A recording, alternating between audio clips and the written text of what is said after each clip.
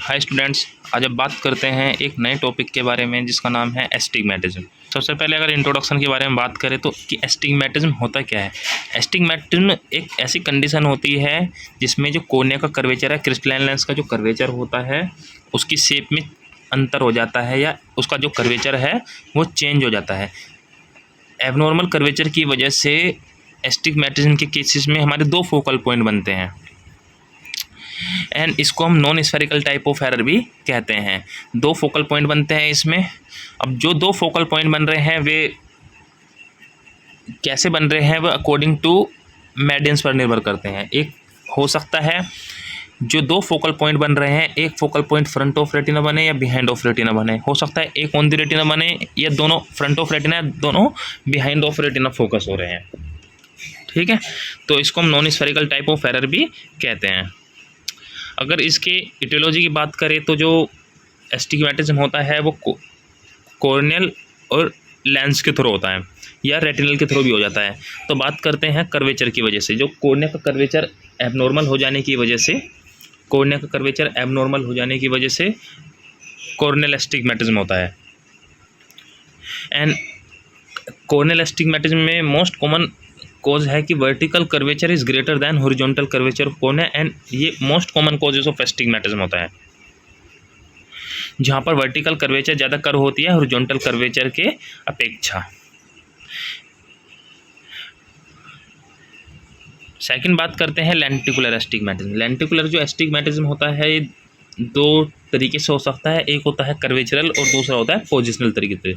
अगर crystalline lens का जो कर्वेचर है वो उसकी शेप में अंतर हो जाता है ड्यू टू इंजरी की वजह से या सर्जरी की वजह से या कोई भी कंजेनाइटली टिल्टिंग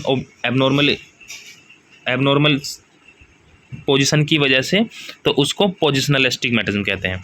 लेंटिकुलर एस्टिग्मेटिज्म के केसेस में होता है कि जो कोर्निया का कर्वेचर होता है वो चेंज हो जाता है।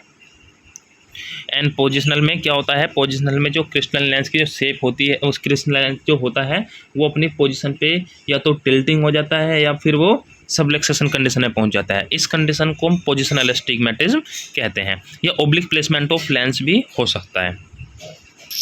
अगर इसके टाइप की बात करें तो बेसिकली हमारा जो एस्टिग्मेटिज्म होते हैं ये दो टाइप के होते हैं। एक होता है रेगुलर एस्टिग्मेटिज्म, दूसरा होता है इर्रेगुलर एस्टिग्मेटिज्म। रेगुलर एस्टिग्मेटिज्म में इसको समझने के लिए इसमें तीन क्लासिफिकेशन दी हुई है। नंबर एक हमारी with the rule astigmatism, second against the rule astigmatism and third oblique astigmatism. तो विद द रूल एस्टिग्मेटिज्म में जैसा आप देख पा रहे हैं, in this type the two principal meridians are right angle to one another but vertical meridians is more curve than the horizontal meridian. And against the rule astigmatism में आप देख पा रहे हैं कि in this condition two principal meridians right angle to each other but horizontal meridians is more curve than vertical meridians is also called against the rule astigmatism. And third आप देख पा रहे हैं oblique astigmatism, the axis are right angle to each other but that does not mean line the horizontal meridian not vertical meridian but they are cross. सबसे पहले with the rule astigmatism की बात करते हैं कि जो विद द रूल एस्टिग्मेटिज्म होता है इसमें क्या होता है कि जो वर्टिकल कर्वेचर ऑफ कॉर्निया होता है वो ज़्यादा कर्व होता है हॉरिजॉन्टल कर्वेचर की अपेक्षा। तो इसको हम विद द रूल एस्टिग्मेटिज्म समझते हैं। अगर इसको हम प्रैक्टिकली समझे तो क्लिनिकल के केसेस में अगर किसी पेशेंट को माइनस का सिलेंड्रिकल 90 डिग्री पे आ रहा है या प्लस का सिलेंड्रिकल 180 डिग्री पे आ रहा है, मोस्ट ऑफ द केसेस में जो हमेशा आता ही है। ठीक है, मोस्ट ऑफ द केसेस में अगर हम एस्टिग्मेटिज्म के क्लिनिकल केसेस देखते हैं तो ऐसे केसेस में हम नोटिस करते हैं कि जो प्लस का सिलेंड्रिकल होता है मोस्ट ऑफ द प्रेजेंट वो 180 डिग्री पे प्रेजेंट होता है एंड माइनस का सिलेंड्रिकल 90 डिग्री पे होता है। तभी हमने एक पीछे लाइन में कहा था कि vertical curvature is greater than horizontal curvature and it is the most common causes of astigmatism. यही सबसे ज़्यादा कारण बनता है एस्टिग्मेटिज्म होने का। ठीक है, अगर माइनस का सिलेंड्रिकल 180 डिग्री पा रहा है, सॉरी अगर माइनस का सिलेंड्रिकल 90 डिग्री पा रहा है तो वो हमारा अगेंस्ट द रूल एस्टिग्मेटिज्म होता है। ठीक है, तो अगर विद द रूल एस्टिग्मेटिज्म को हम समझे तो अगर किसी भी पेशेंट को प्लस का सिलेंड्रिकल 90 डिग्री पा रहा है, अगर प्लस का सिलेंड्रिकल 90 डिग्री पा रहा है और माइनस का सिलेंड्रिकल 180 डिग्री पा रहा है, 180 डिग्री पा रहा है, तो उस कंडीशन को हम विद द रूल एस्टिग्मेटिज्म कहते हैं। अगेंस्ट द रूल एस्टिग्मेटिज्म किसको कहते हैं? अगेंस्ट द रूल में इसमें क्या है कि दोनों प्रिंसिपल मेडियंस, जो दोनों प्रिंसिपल मेडियंस है एक दूसरे के राइट एंगल तो होती है, लेकिन इस केसेस में हॉरिजॉन्टल मेरिडियंस हमारी मोर कर्व होती है वर्टिकल मेरिडियंस की अपेक्षा। अगर क्लिनिकल इसको थोड़ा समझे, अगर किसी पेशेंट को माइनस का सिलेंड्रिकल 90 डिग्री पा रहा है, ठीक है, एंड प्लस का सिलेंड्रिकल 180 डिग्री पा रहा है, जो हमने पहले विद द रूल के स्टार्टिंग में बताया था, तो ये हमारा अगेंस्ट द रूल एस्टिग्मेटिज्म होता है। मोस्ट ऑफ द केसेस में हमारे अगेंस्ट द रूल एस्टिग्मेटिज्म के क्लिनिकल केसेस हमको बहुत ज़्यादा देखने के लिए मिलते हैं। एंड ओब्लिक एस्टिग्मेटिज्म की अगर बात करें तो ओब्लिक एस्टिग्मेटिज्म के केस में क्या होता है, जो दोनों प्रिंसिपल मेरिडियंस होती है वे एक दूसरे के राइट एंगल तो होती है, बट वे 90 और 180 पर ना होकर के वे एक दूसरे के क्रॉस होती है। लाइक अगर एक मेरिडियंस हमारी फोकस हो रही है 45 डिग्री पर, तो दूसरी मेरिडियंस हमारी इसके राइट एंगल जो बैठेगा वो बैठेगा 135, तो दूसरी मेरिडियंस हमारी 135 डिग्री पे फोकस होती है। इसको हम ओब्लिक एस्टिग्मेटिज्म कहते हैं। एंड ओब्लिक एस्टिग्मेटिज्म को फाइंड आउट करना रेटिनोस्कोपी से बहुत ज़्यादा ईजी होता है। बात करते हैं सेकंड टाइप की, जिसका नाम है इर्रेगुलर एस्टिग्मेटिज्म। इर्रेगुलर एस्टिग्मेटिज्म के केस में क्या होता है, इसमें ओनली वन कंडीशन होती है जिसको हम बाइओब्लिक एस्टिग्मेटिज्म कहते हैं। इर्रेगुलर एस्टिग्मेटिज्म के केस में क्या होता है कि जो हमारा कोर्निया का कर्वेचर होता है वो इर्रेगुलर शेप में चला जाता है। कोर्निया का कर्वेचर इर्रेगुलर शेप में जाने की वजह से, अब इर्रेगुलर एस्टिग्मेटिज्म केराटोकोनस की कंडीशन में भी हो सकता है, स्कारिंग ऑफ कोर्निया के केसेस में हो सकता है, या थिनिंग ऑफ कोर्निया के केसेस में इर्रेगुलर एस्टिग्मेटिज्म हो सकता है, ठीक है।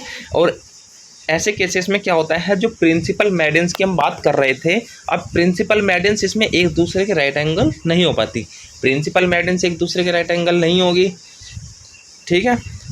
तो इसमें हो सकता है कि वन मेरिडियंस हमको 40 डिग्री पे मिल रही है एंड अनदर में भी 100 डिग्री पर फोकस हो रही है, तो इस कंडीशन को हम बाइओब्लिक एस्टिग्मेटिज्म कहते हैं।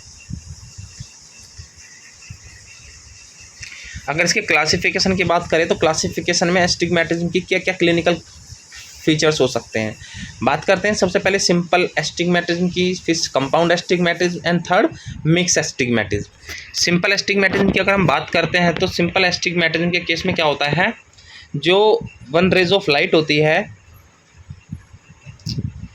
अगर दो प्रिंसिपल मेरिडियन, जैसा कि हमने पहले बताया था, इसमें दो फोकल पॉइंट बनते हैं। अब दो फोकल पॉइंट में से एक मेरिडियन अगर हमारी रेटिना पे फोकस हो रही है एंड दूसरा फोकल पॉइंट हमारा फोकस हो रहा है फ्रंट ऑफ रेटिना, तो इस कंडीशन को हम सिंपल मायोपिक एस्टिग्मेटिज्म कहते हैं। एंड वन मेरिडियन फोकस हो रही है रेटिना पे एंड अनदर में भी focus behind of the retina, it is also called simple hyperopic astigmatism. तो इसको हम सिंपल एस्टिग्मेटिज्म कहते हैं। अगर बात करते हैं कंपाउंड की, तो कंपाउंड एस्टिग्मेटिज्म के केस में क्या होता है कि इस कंडीशन में हमारी जो रेज ऑफ लाइट है दोनों की दोनों फ्रंट ऑफ रेटिना फोकस होती है। तो इस कंडीशन, अगर दोनों rays of light front of retina focus हो रही है, हमारी दोनों फोकल पॉइंट फ्रंट रेटिना के पहले बन रहे हैं, तो उसको हम कंपाउंड एस्टिग्मेटिज्म कहते हैं। एंड दोनों की दोनों रेज ऑफ लाइट अगर हमारी फोकस हो रही है बिहाइंड ऑफ द रेटिना, तो इस कंडीशन को हम कंपाउंड हाइपरोपिक एस्टिग्मेटिज्म कहते हैं।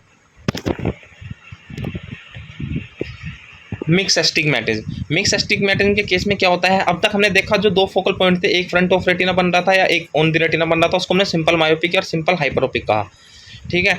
अगर दोनों रेज ऑफ लाइट हमारी फ्रंट ऑफ रेटिना बन रही है तो उसको हमने कंपाउंड कहा, मायोपिक कहा, और दोनों रेज ऑफ लाइट अगर हमारी बिहाइंड ऑफ रेटिना बन रही है तो इसको हमने कंपाउंड हाइपरोपिक एस्टिग्मेटिज्म कहा। और अगर एक रेज ऑफ लाइट हमारी फ्रंट ऑफ रेटिना बन रही है और दूसरी रेज ऑफ लाइट हमारी फोकस हो रही है बिहाइंड ऑफ द रेटिना, तो इस कंडीशन को मिक्स एस्टिग्मेटिज्म कहते हैं। तो मिक्स एस्टिग्मेटिज्म के केसेस में क्या होता है, अगर हम क्लिनिकल देखते हैं इसको, तो एक अगर हम किसी पेशेंट को +2 के साथ -4 डायोप्टर सिलेंड्रिकल आ रहा है, +2 डायोप्टर स्फेरिकल के साथ -4 डायोप्टर सिलेंड्रिकल आ रहा है, 90 डिग्री 135 वॉटएवर जो भी डिग्री है, ठीक है, तो ऐसे केसेस को हम मिक्स एस्टिग्मेटिज्म कहते हैं। तो इसमें पेशेंट हमारा मायोपिक और हाइपरमेट्रोपिक दोनों प्रेजेंट होता है।